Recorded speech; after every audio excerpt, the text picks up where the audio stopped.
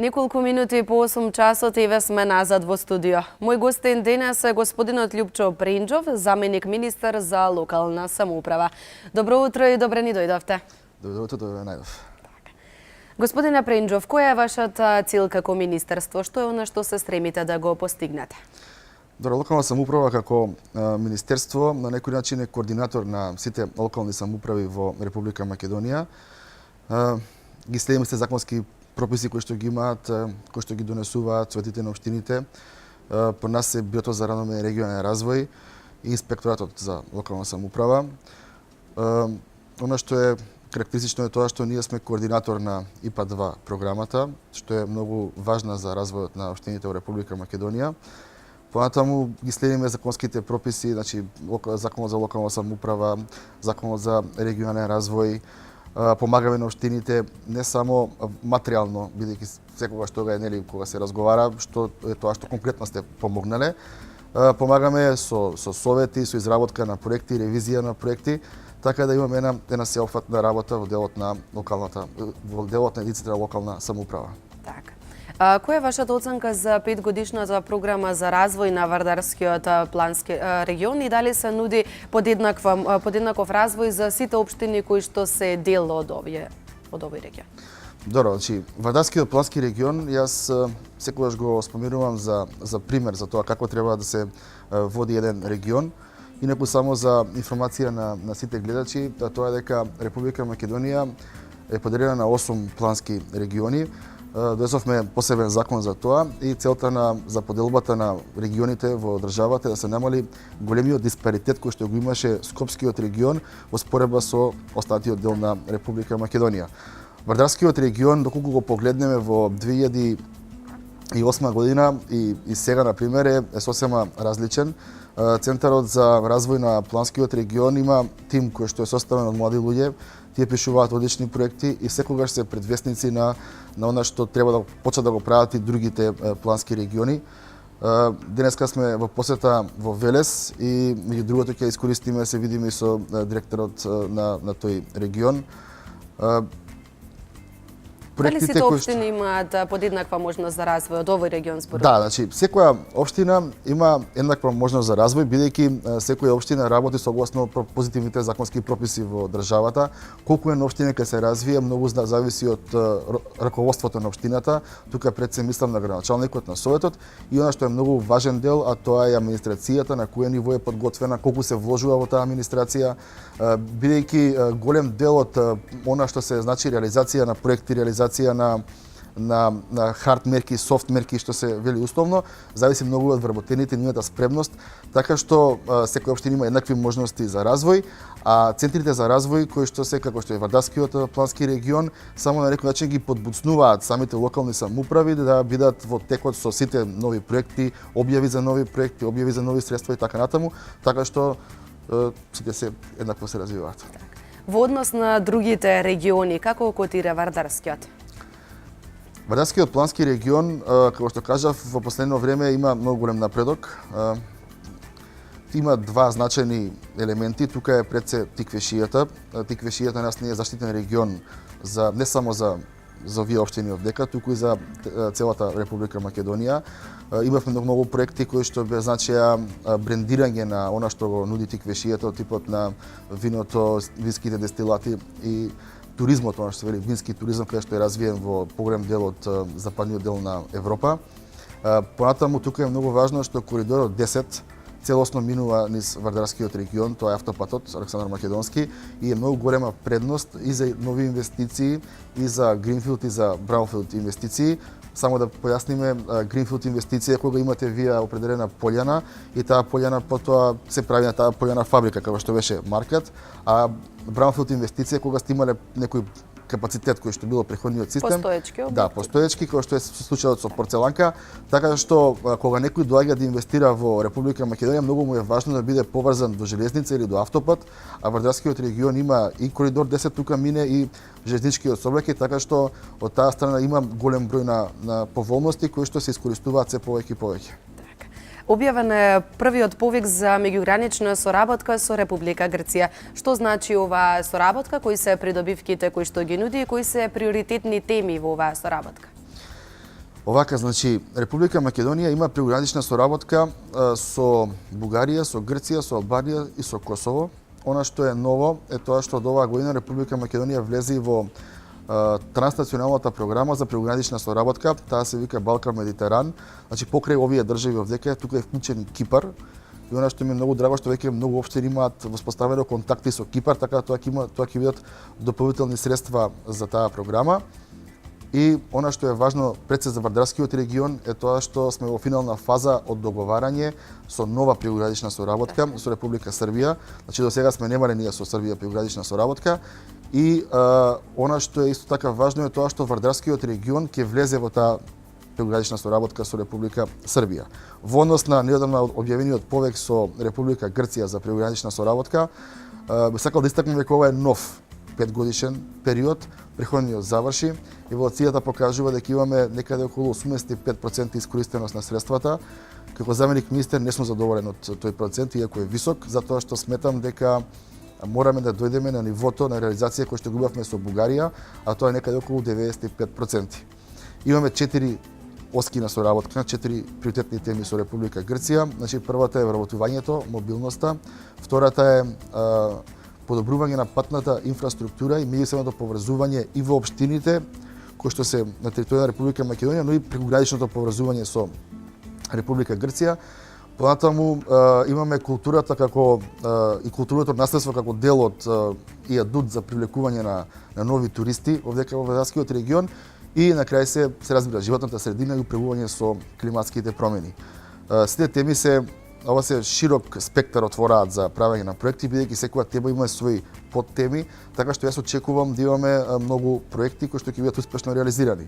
Во тој контекст, како заменик министер, се трудам да ги посетам сите општини од трите плански региони кои што имаат прегранична соработка со Република Грција. Тоа се југоисточниот, Вардарскиот и Пелагонискиот плански регион. Бевме скоро во сите општини. Таму имаме многу позитивни сигнали. Ние како министерство, една од нашите улоги е ги притискаме што е можно повеќе градоначалниците да аплицираат за овие проекти, но не само градоначалниците, бидејќи право на учество имаат сите невладини организации, непрофитни организации, основни училишта, средни училишта, детски градинки, музеи на културата, домови на културата, здравствени домови, бизнис комори и така натаму. И сметаме дека преку нашите посети кај градоначалниците ги замолуваме да направат тркалезни маси, да направат состаноци, сите тие целни групи, се со цел да имаме што е можно повеќе проекти да бидат поквалитетни, да се преваруваат меѓу себе кој ќе има подобар и поквалитетен проект и очекувам дека после 5 години кога ќе правиме анализа да имаме барем 95% од тие средства со Република Грција, бидејќи ова се средства кои што се на тие се во форма на грантови. Значи, тие се неповратни средства за општините, 85% ги дава Европската Унија, а останатите 15% се кофинансираат, половина од страна на, примерно, Република Македонија, другата половина од страна на државата со која што имаме прегранична соработка. Ние како министерство ги имаме обезбедено тие средства за 100% да има реализација и јас очекувам дека ќе имаме зголемена реализација на овој повик со Република Грција. Така. Пред некој ден бевте во посета на општина Кавадарци, каде остварите средба со градоначалникот и разговаравте токму на оваа тема. Нашата колешка го евидентираше овој настан. Ќе ги замолам колегите од режија доколку можат да го пуштат тој прилог, па потоа ќе се вратиме во студио и ќе поразговараме за истото. Може. Заменик министерот за локална самоуправа Љупчо Пренџов денеска оствари работна посета со градоначалникот на општина Кавадарци Александар Панов. На посетата министерот го запозна градоначалникот со новиот јавен повик за прекугранична соработка со Република Грција, каде беа укажани сите придобивки кои ги нуди соработката. Како што појасни Пренџов, ова е прв повик за новиот 5-годишен период, а досегашната реализација била 85%. Вкупната вредност на овој повик е некаде околу 20,5 милиони евра, а вкупниот програмски период е некаде околу 42 милиони евра. Ова е прв повик за новиот 5-годишен период. Досегашната реализација е 85%. Како заменик министер не сум задоволен од тие 85%, бидејќи сметам дека со Грција треба да имаме повеќе од 95% искористеност на средствата, односно да дојдеме на нивото кое што го имаме со Република Бугарија. Пренџов информираше во изјавата за медиумите дека има 4 приоритетни теми во оваа соработка. Тоа се вработувањето и мобилноста на работната сила, културното наследство како дел за привлекување на што е можно повеќе туристи во Тиквешкиот регион, патната инфраструктура и подобрување на меѓусебната поврзаност на општините и на крај заштитата на животната средина и управување со климатските промени. Градоначалникот Панов го запозна заменик министерот со сите досегашни проекти кои се реализирани во рамки на прекуграничната соработка. Ни даде квалитетни информации околу влечењето на што е можно повеќе пари, па дури не запозна и со некои идни случувања кои што значат дополнителни финанси или реализација на дополнителни проекти на локалната самоуправа.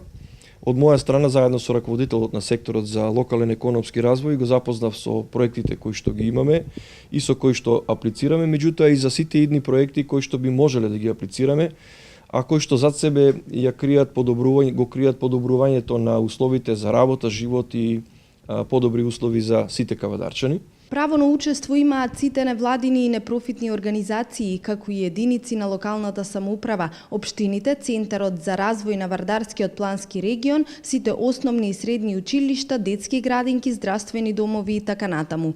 Инаку општина Кавадарци е лидер во Тиквешкиот регион во искористувањето на ваквите средства од меѓународните фондови.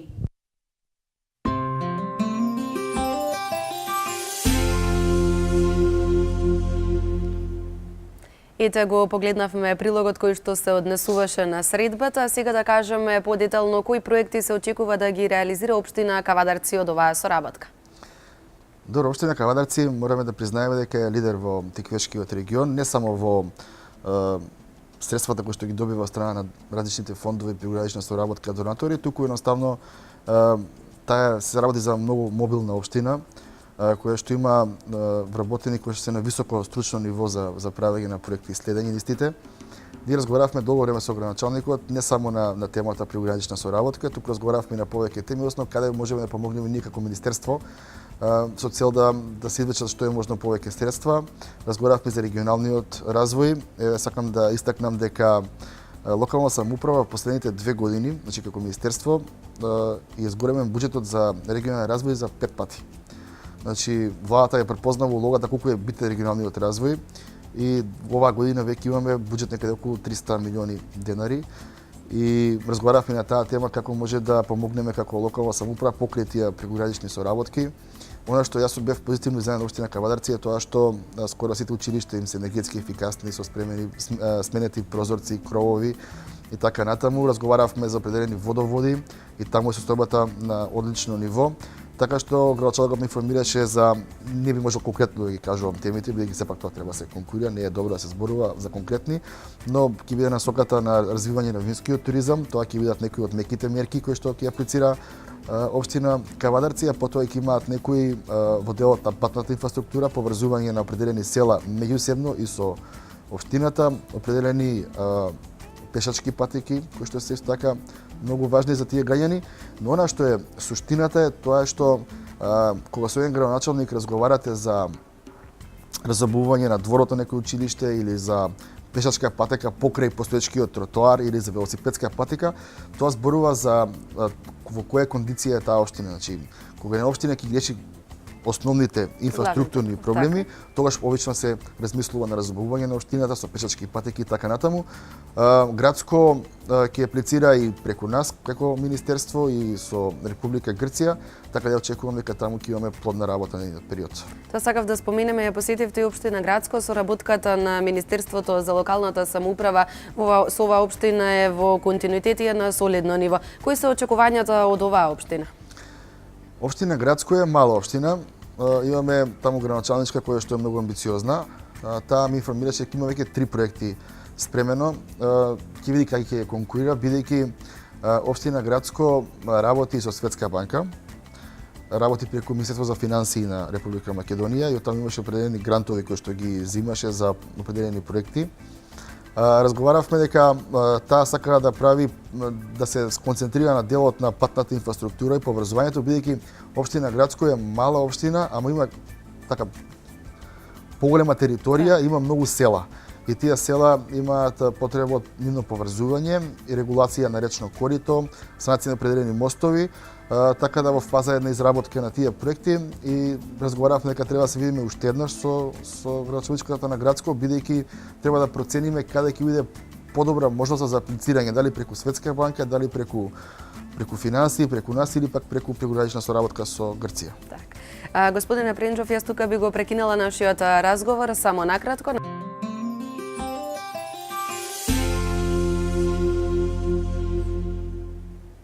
Еве сме назад во студио, едно подсетување. Денес разговараме со господинот Љупчо Пренџов, заменик министер за локална самоуправа.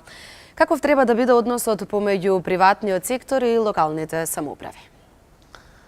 Добро, во една општина, во живењето на една општина, значи многу е важно да имаме определена синергија, која што е не само помеѓу приватниот сектор и локалната самоуправа, туку мора секоја општина да воспостави систем на синергија помеѓу локалните раководства, приватниот сектор и невладиниот сектор.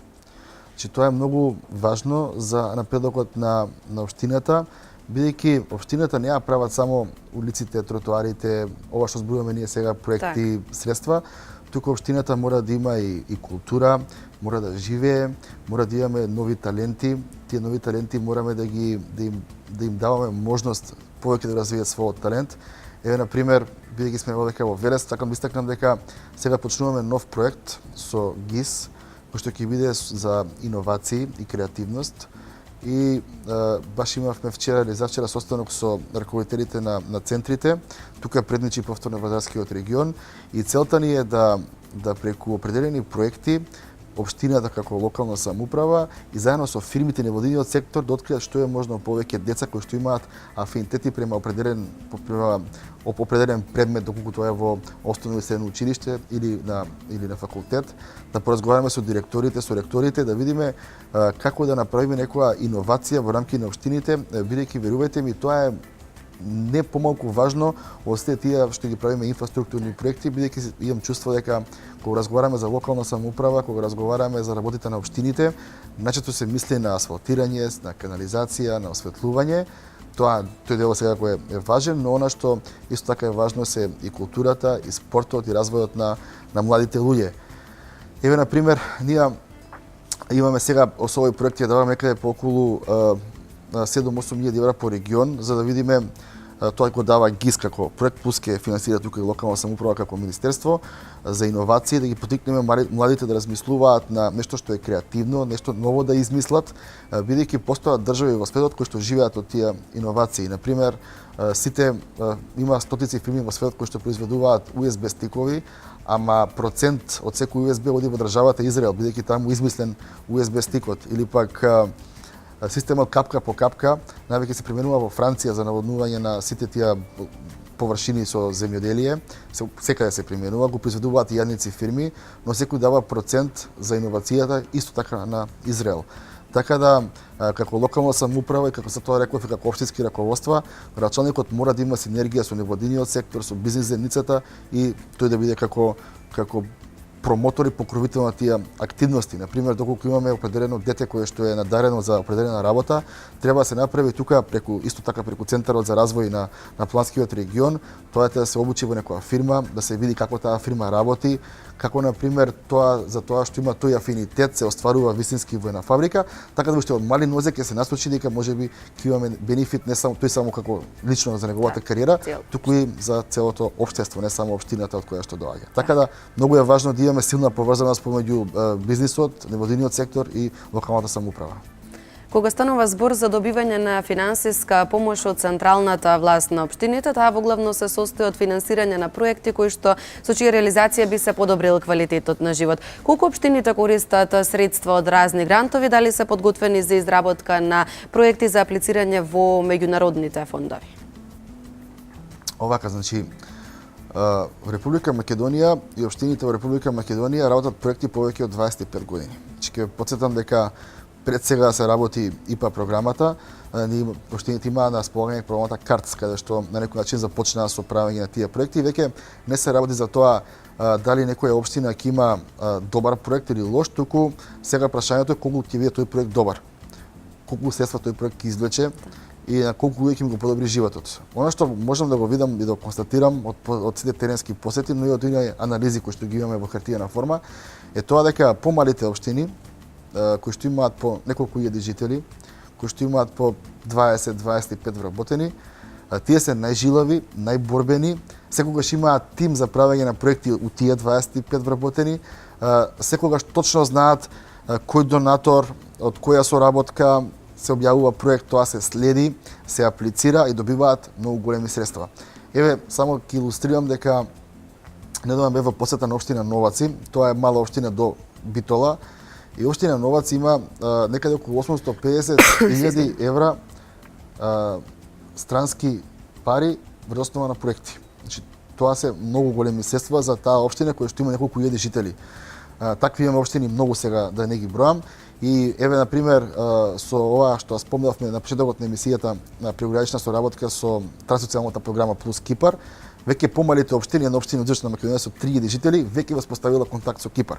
Така да во врска со помалите општини, тие се, како што кажав, јас сум многу позитивно изненаден, а од големите општини веќе тоа е веќе као рутина, дека треба да се направи проект, дека треба да се реализира проект. И еве на пример, недавно во Битола минатата година отворивме нова зоолошка градина во вредност од 2 милиони евра, 1,5 милион плюс тие беа основата која што беа земени од прегранична соработка со Грција, која што сега промовираме, така што има големи средства кои што им се достапни на општините, не само преку нас како министерство или преку владата на Република Македонија, туку и преку странски донации. Тука се UNDP, морам да потсетам, тука е ГИС, други донатори, така што сметам дека во тој правец добро ни оди, многу напредуваме во тие проекти кои што се прават. Колку општините се транспарентни, дали работат по меѓународните стандарди? Видете, Република Македонија според сите меѓународни и релевантни истражувања е држава која што има висок степен на децентрализираност. И она што можам да го кажам како формално правен аспект е тоа дека огромен дел од надлежностите кои што ги имала централната власт, кои што ги имала претходно владата, се пренесени на локалната самоуправа да ги спроведува. Затоа добива и се разбира плюс соодветна финансиска поддршка.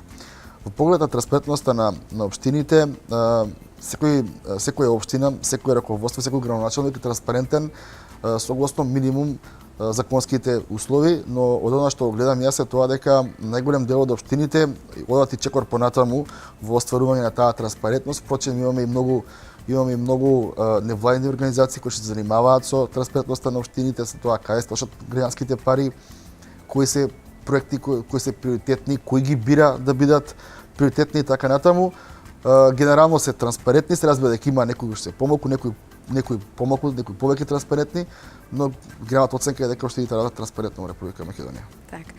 Покрај вашите напори како ресорно министерство и на локалните самоуправи, сепак проблемите се составен дел од работата. Постојат општини кои што се на работа на ликвидноста, како во тој случај, како се постапа?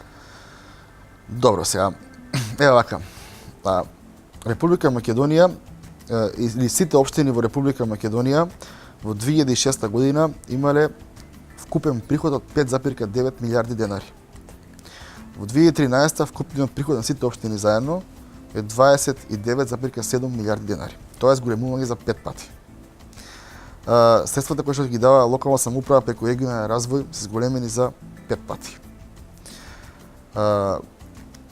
Секое министерство, сите инвестиции кои што ги прави во некоја општина.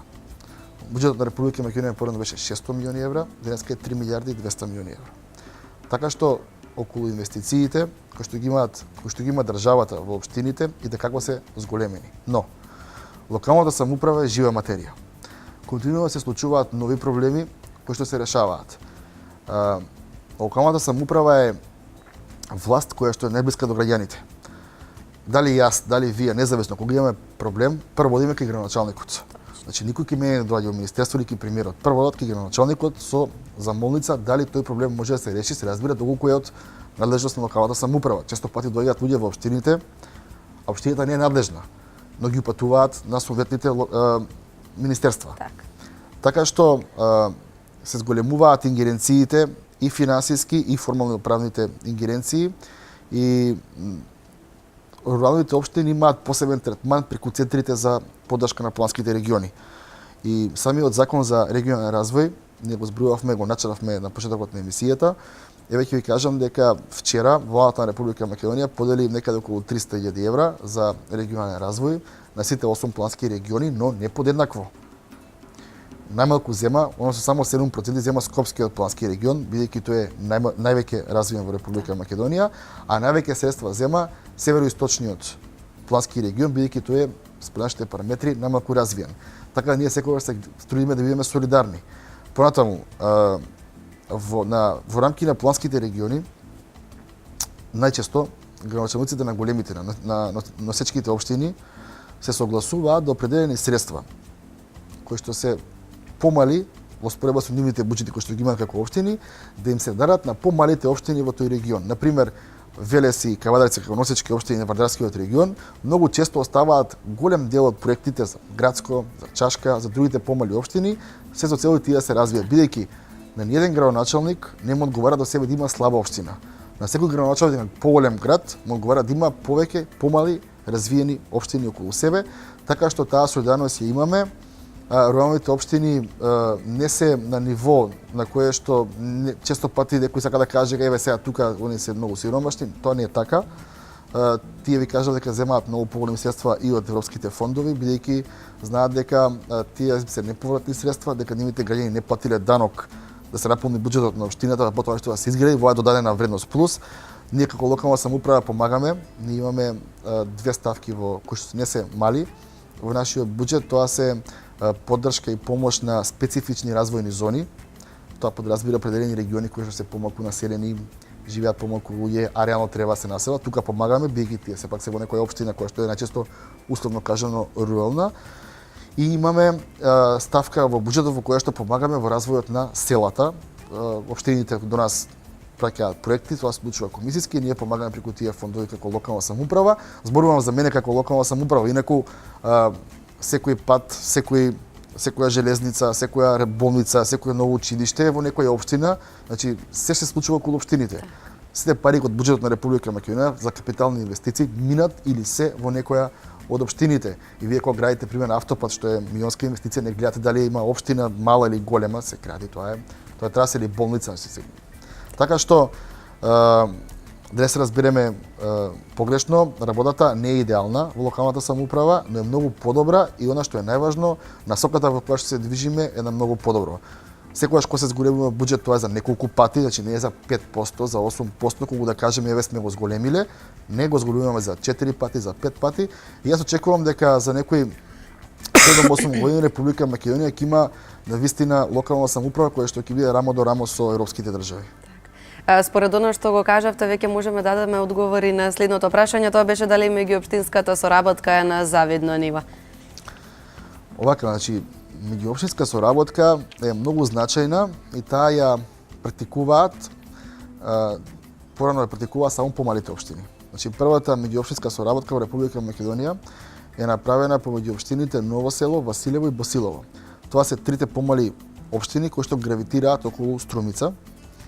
И тие си ги поделили наплатата на данок на имот, едната општина вои за трите, урбанизамот, едната општина вои за трите и, не знам, инспекцијскиот надзор.